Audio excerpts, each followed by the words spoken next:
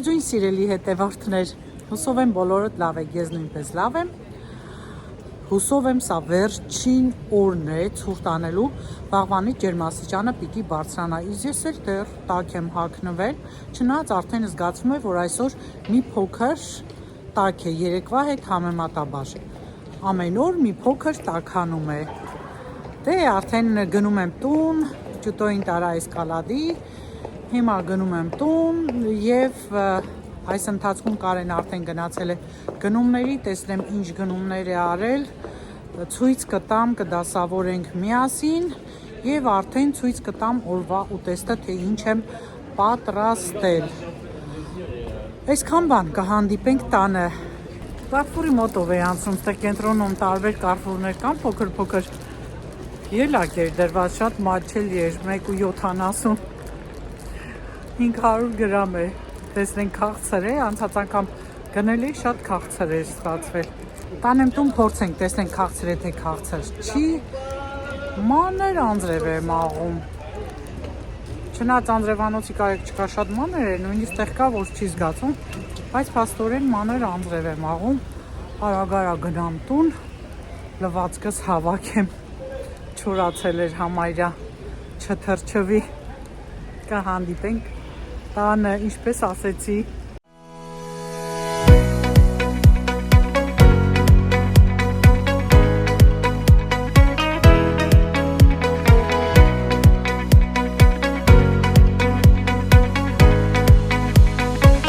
Բարի երեկո սիրելի հետևորդներ, արդեն տանն եմ։ Հիմա ձեզ ցույց կտամ Կարենի գնումները և նաև ցույց կտամ մի փոքրիկ գնում, որ ես արեցի, քանի որ դրանք պակասում էին և չէի գրել ցուցակի մեջ,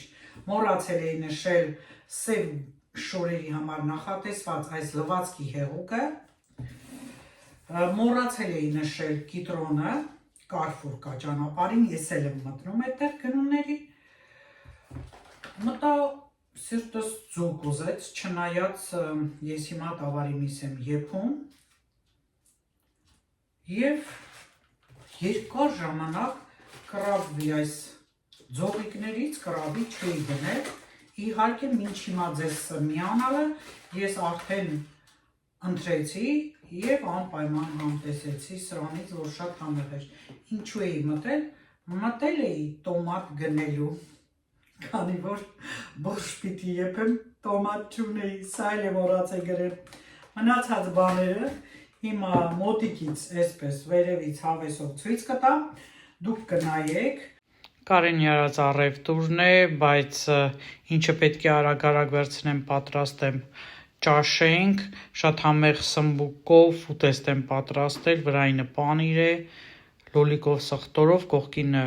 հավի կրծքամիս է, հնդկածավարով փլավ և անձիվի տերևներ։ Սկսեմ ներկայացնել մեր գնումները շատ արագ ձևով, ուրեմն տավարի միս են գնել, հիմա կտեղավորեմ, մասերի կբաժանեմ, աղացած միս էլի տավարի, այստեղ չեմ բացում տավարի լյարդ է, մոտ 1 կիլո, հենց այսպես է կդնեմ սարցախցիկ և հավի կրծքամիս, որ էլի հիմա ես կտեսակավորեմ արագ ձևով ու կմիանամ ձեզ մյուսները ցույց տալու համար։ Ահա, այսպես համապատասխան պլաստիկամանների մեջ եմ դնում և տեղավորում եմ սարցախցիկում։ Նույնը աղացած միսը։ Իսկ տավարի միսը այսպես երկու մեծ կտորներ են բաժանեցի և այս տոպրակների մեջ դնում եմ սարցախցիկների, շատ լավ միս էր։ Այստեղ ունենք կանաչի, տեսնեմ ջոկ եմ լավ նեվատն է, ականջի այս չոփիկներից, ձու, նուշ, չամիչ, խուրմա, կիվի, վարունգ, բազուկ, լյարդի համար շատ օգտակար է, պղպեղ, այս սպիտակացախներից շատ եմ օգտագործում, խորհուրդ տամ դուք նույնպես, կարագ։ Եվ հացը մոռացա ասեմ, արաբական տնական թխած հաց է։ Ահա, հիմա ցույց տամ շարունակությունը, կաղամբ, խնձոր, անանաս, ճարպերը լավ եմ աշում անանասը, գազար, շատ առողջարար, ավոկադո նույնպես, բանան։ Ահա, այս էլ մեր այսօրվա գնումները։ Շորջամ, տեսեք, նուշը լվացի, մի քիչ էլ չամիչ լվացի, մի քիչ չորանա լցնեմ ամանի մեջ։ Ահա, նուշն էլ է լավ խոլեստերինի համար և լյարդի համար։ Չամիչը քիչ-քիչ, օրական 20-ից 30 գրամ, եթե լյարդը ճարպակալած է, եթե ոչ 50 գրամ ազատ կերեք ամեն օր։ Ահա, արդեն լավ չորացել են թե նուշը, թե չամիչը, մի քանի սև չամիչներ էլ ունեի։ Խառնեմ և արդեն դնեմ սեղանին վայելենք։ Սուրճս ապարատի է, առավոտից դուրս եկած եմ տանից, շաբաթ օր է այսօր, և վերջապես հարմար եղավ և վերջապես ուշ հավաքեցի, այսօր գնացինք իմ ընկերուհու գերեզմանին, որի մասին ձեզ արդեն պատմել եմ, հետո էլ գնացինք իրենց տուն, սուրճ խմելու և շատ տխուր էր առանց իրեն, անգամ Կարենն է ասում, չեմ ուզում մնալ, արի շուտ դուրս գանք, ինքը ասում, խոսում, կատականում, ծիծաղում, սենց ուրախ էր անցնում էլի, բայց ցավոք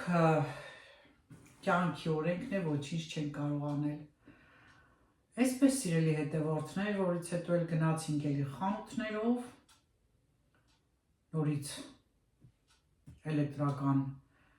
ջեռոց կամ միքս խառը նայելու, գնելու, մի խոսքով այդպես խանութներով պտտվելով եկանք հասանք տուն։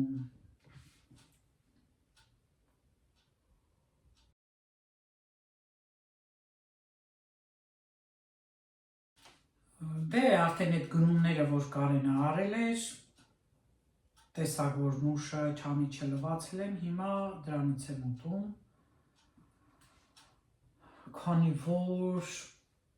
շատ հոգնած էի, որոշեցի հենց 8 ժամի սուրճ խմել, արդեն ժամը 6 անց է, բայց ոչինչ, վաղը կիրակի է, և արդեն այսօր շաբաթ գիշերը ժամը պիտի փոխենք,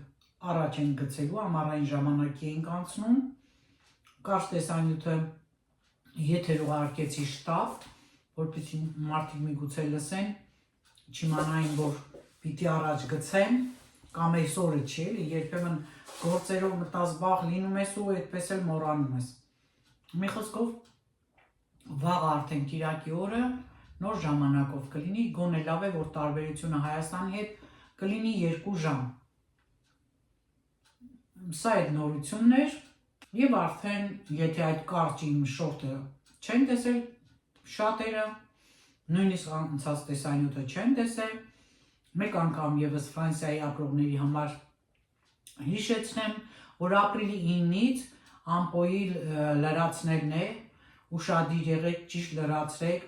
որ հետագայում խնդիրներ չունենաք։ Իսկ մյուսների համար ասեմ, որ ինչ է ամպոն, ուրեմն դա հարկային հաշվետվությունն է, տարեկան հարկային հաշվետվությունը Ֆրանսիայում պարտադիր է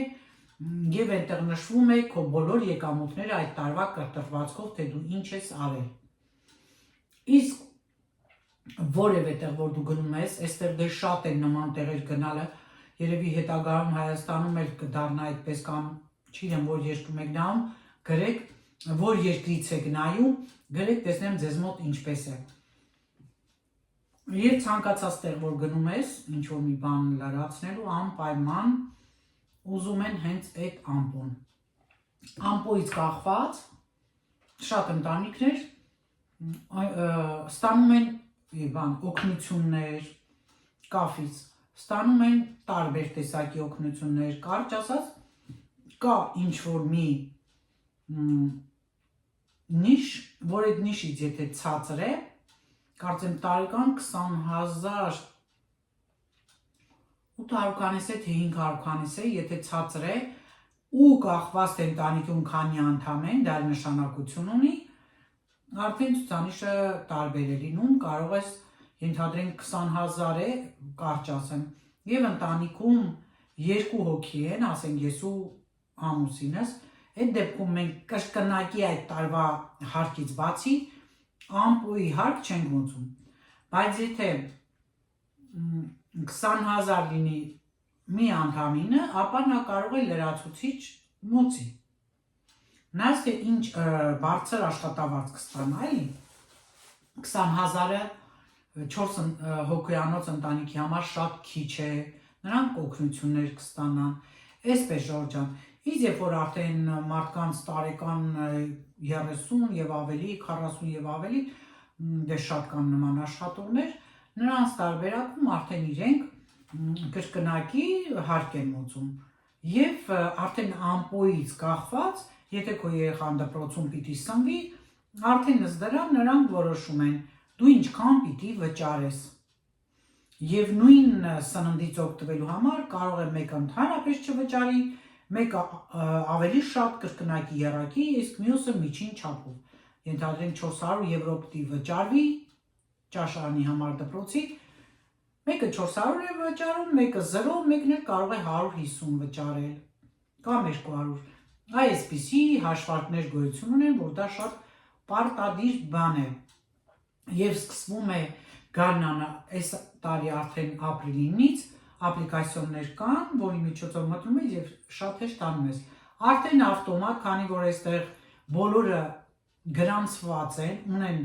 իրենց անձնագրի համարը, տարբեր կազմակերպություններ ունեն իրենց հաշվի համարները, մեկը մյուսին փոխանցելով, այսինքն քո մասին ինֆորմացիա կարող ես ստանալ մտնելով իրենց այդ ցանցը եւ արդեն իրենք փոխանցում են մյուս հիմնարկին, կապված են մեկը մյուսի հետ։ Դրա համար արդեն վերջի տարին պատրաստի, ենթադրենք քո տարեկան աշխատավարձը արդեն այնտեղ ֆիքսված գալիս է։ Ու լրացուցիչ դու ինչ ես արել, չես արել, արդեն դու ես լրացնում ստորագրում։ Այսպիսի հաշվետվությունը պարտադիր է Ֆրանսիայի ցանկացած բնակչի համար, յուրաքանչյուր բնակչի համար։ Եվ կան ընտանիքներ, որ արդեն երեխաները մի որոշակի տարիքից առանձնանում են, իրենք իրենց համար են առանձին ունենում։ Մի խոսքով, սա շատ կարևոր պրոցես է։ Նմանատիպ բան կարծես թե հայտարարագիր Հայաստանում էլ են սկսել, բայց ինչ որ շատերը դժգոհում էին, չգիտես ինչու են լրացում, ինչ են անում, ես հիմա չգիտեմ այնտեղ օրինական ձևով դա կգնա, բոլոր օրինական կլրացնեն, որովհետև սիստեմը մի քիչ ուրիշ է։ Բայց կարծում եմ ժամանակի ընթացքում ամեն ինչ իր տեղը կընկնի, ոնց որ այստեղ Ֆրանսիայում։ Միայն թե հարկ էր, մուծես ամեն ինչ այդ բանի վրա է, սանդղակի վրա է։ Բայց ի հակառակ հարկ մուծողների կա մի խումբ, որոնք ընդհանրապես որևէ բան չեն մուծում, բայց հավասար ապրում են մյուսների նման։ Իհարկե մի փոքր տարբերությամբ, դե շատ վաստակող է նման իրենք չեն լինի, բայց միջինում վիճակագրական տվյալներով ընտանիքի համեմատ ապրում են այդ օգնություն ստացող ընտանիքները, ովքեր երբեք չեն աշխատել, նշանակություն չունի օտար երկրացի հետ, հենց ֆրանսիացի, դա բացարձակ կապ չունի, չեն աշխատել, ունեն երեխաներ կամ հիվանդ են, բոլորը գումարներ են ստանում, որովհետև չեն աշխատում, տան վարձ չեն մուծում, լույսի, գազի, մի խոսքով, արտոնյալների դասակարգն է։ Այսպիսի բան էր, սա էլ Ֆրանսիայի հետ կապված։ Ժորժ ջան, բորշի բոլոր համապատասխան մթերքները գնել ենք, պատրաստում եմ, եփում եմ բորշ։ Բորշ հայկական հայկական տարբերակով, բայց դե մեն ուրիշ է, էլի մենք գունավոր համեղ պատրաստում ենք։ Ինչ է ինձ անհրաժեշտ, իհարկե տեսանյութ ունեմ կտեղադրեմ, մանրամասը կնայեք, պատրաստելու եմ այս անգամ, եփելու եմ իմ հալաջերով, տեսնում եք ինչքան դեղին ու լավ է ստացվել, չգիտեմ էկրանից այդ կողմ ինչպես է երևում։ Ուրեմն յուղ, տոմատի մածուկ գնումների ժամանակ ցույց տվեցի, կանաչի են գնել, որը պիտի մաքրեմ, ավելացնելու եմ համեմ եւ մաղադանոց։ Այստեղ ունեմ բազուկ, գազար, սխտոր, սող, կանաչ, պղպեղ եւ մի փոքր կտոր, կաղամ, կարտոֆիլը վերջում։ Հիմա սկզբնական այս process-ն եմ անում եւ ընթացքում արդեն կավելացնեմ համեմունքները, արդեն սոխարածի մեջ եմ ավելացնելու համեմունքները։ Եվ չգիտեմ ձեր մոտ, ձեր ընտանիքում դուք ինչպես եք պատրաստում բորշը, ինչ չափականակով, բայց միշտ շատ ենք պատրաստում, որովհետև կարծես թե ամենի բանջարեղենից ավելացնելով ստացվում է շատ մեծ քանակի ճաշը, որը որ կոնկրետ մեր երկու անձի համար շատ է միշտ լինում։ Այսօր որոշել եմ քիչ քանակով պատրաստել, կաղամբի չափը շատ փոքր եմ ընտրել, չգիտեմ կստացվի թե չէ, եւ արդեն սկսում եմ սոխարածից, ժողովուրդ ջան, կտրատելու եմ կաղամբը, լվանալու եմ, սոխը լվանում եմ, կտրատում եմ, բոլորը պիտի լավ լվանանք, հատկապես կանաչին, սոդայով եմ միշտ լվանում, մի խոսքով բանջարեղենի հիմնական մասը, մրգերի սոդայով եմ անում, որ մի քիչ գոնե առողջ մնա, այդ բաներից ազատվի թունաքիմիկատներից։ Սկսում եմ սոխից, սոխը կտրելու համար ունեմ տարբերակ, ինչպես կտրել սոխը, որպեսզի աչքերը չարցունքոտվեն, բազմաթիվ տարբերակներ ունեմ, դուք կարող եք նայել, կտեղադրեմ տեսանյութերը, թե կարճ, թե երկար տեսանյութերի մեջ եմ ասում ընդհանրապես, թե խոհանոցային, որ գնացել էի ֆրանսիացի խոհարարի հետ ես հանդիպման։ Այդ ռեստորանում մենք ինքներս պատրաստեցինք խոհարարի օգնությամբ եւ որոշ խոհարարական գաղտնիքներ նա մեզ ասեց, որ ես ամենատարածվածն եմ անում, ուրեմն այս տախտակի վրա մաքուր ամեն ինչ, որ պիտի կտրենք բնականաբար լվացած, այսպես լցնում եմ, կամ քացախ կարող եք լցրել, քացախով եմ փորձել, ուրեմն կիտրոնի հյութ, լավ այսպես տարածում ենք, կիտրոնի հյութը, վերջ, տարածելուց հետո արդեն սրա վրա մենք կտրատում ենք սոխը, սա մեկ լայֆխակ իմ կողմից ձեզ, կարևոր բաներ կան, որ պետք է մենք կիրառենք, որովհետև ամեն անգամ նման բաներ ենք անում եւ նրբությունները երբեմն չենք իմանում ինչպես անել, որ այո, սոխը կտրելու ընթացքում չլացենք։ Մի ժամանակ տարածված էր, որ իբր այդ արդյունքը շատ լավ է աչքերի համար, բայց վերջին ժամանակները հակառակն են ապացուցում եւ պնդում են, որ դա շատ վնասակար է աչքերի համար։ Դրա համար աչքերը, երբ որ սոխը կտրում ենք, ինչ որ նյութ է բարձրանում, դե չգիտեմ այդ քիմիական անունները, մի խոսքով դա արդյունքով է դարձնում մեր աչքերը եւ որն էլ վնասակար է։ Դրա համար այս մեթոդը կիրառեք եւ բացարձակ լաց չեք լինի, ինչպես հիմա ես ունել լցնեմ։ Շատ յուղ պետք չէ, աշկաչափով այսպես յուղը վերցնեմ, դնեմ տապակվի, ահա այս կաթսան եմ ընտրել, միշտ ավելի մեծ կաթսայի մեջ եմ պատրաստել, հուսով եմ քիչ կստացվի, տեսնենք։ Հիմա գազալը կտրեմ, այդպես ինձ համար աղբի տոպրակ ունեմ։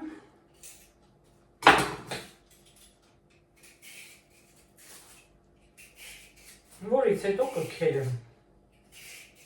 Մենք քերում ենք, չէ՞ այս ամենը, բայց նախկինում չէին քերում, օրինակ ես շատ շուտ տեսել էի, որ ամենասկզբում առանց քերելու էին մեր իմ մաման կոնկրետ կտրատում էր, հատկապես բազուկը, եւ ինձ թվում է ավելի շատ գույն էր տալիս, քան քերած, բազմապես քերած երևի ավելի գեղեցիկ է ստացվում, չգիտեմ, տարբերակներ են, գրեք իմանամ, հետաքրքիր է ձեր կարծիքը, ամեն դեպքում ես չեմ կտրատելու, ես էլ պիտի քերեմ, իհարկե լվանալուց հետո եւ պղպեղը նույնպես ես կրկում եմ այս դանակով, որովհետեւ այդ որ կտրատում ենք կլիպան առանձնանում է, լավ չի մարսվում չնայած կլեպով եւ պլյուս արդեն երբ որ առանձնանում է գեղեցիկ էլ չի լինում։ Դրա համար ես միշտ կլպում եմ եւ կլպած արդեն լրիվ ուրիշ համ է տալիս, փորձեք շատ բարակ կլեպ է, այսպես հեռացնում եմ, սովորական դանակով ավելի մեծ է ստացվում, դրա համար այս հարմար դանակ է, ահա, սխակի նման հուշող բաներ եմ ասում, թե չէ իմ տեսանյութում կարող եք նայել և արդեն ամեն ինչ պարզ կլինի, բայց չեք մոռանում, գրում եք ձեր կարծիքները այս ամենի մասին, կաղամբն եմ կտրում, Կաղամը կտրեմ, լավ լվանամ, արդեն սոխարածի վրա կավելացնեմ համեմունքները, մի քանի համեմունքներ, կարտոֆիլը կկլպեմ, այսպես։ Կտրատելու ընթացքում համտեսենք։ Կաղամբացերիներ եկեք, ես ում կաղամ շատ եմ սիրում։ Չնայած և հաց է։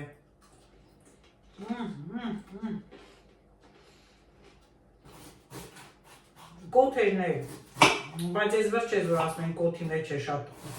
ճարագայթված լինում, մի տեսակ խուսափում է։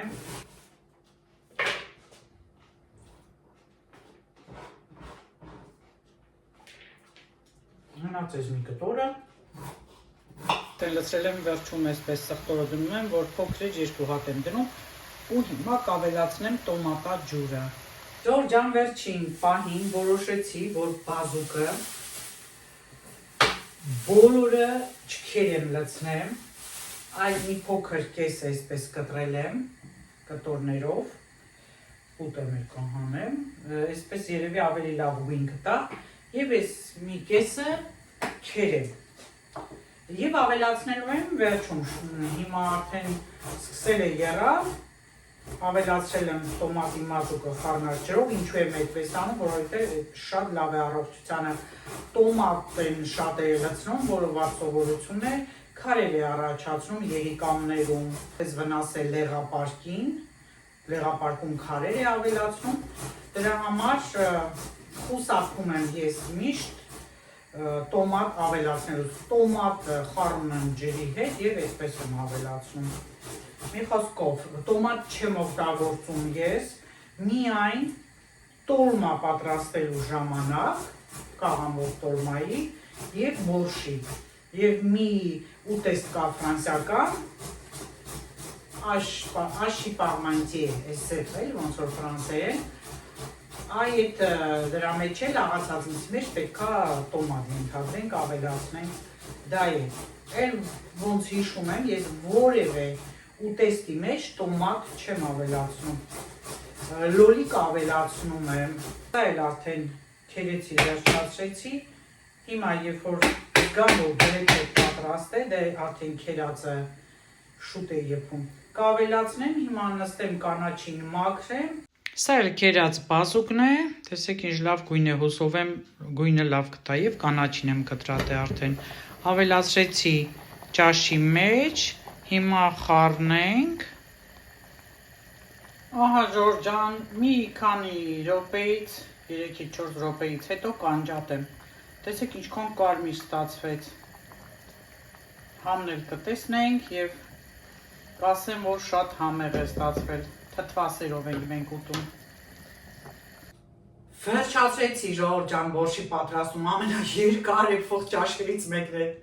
զալես գնաց։ Ժամանակը եկավ, համտեսելու բորշը, ասեմ ձեզ, որ արտակարգ համեղ էր ստացվել, դե սիրով էի պատրաստել, ձեզ հետ միասին,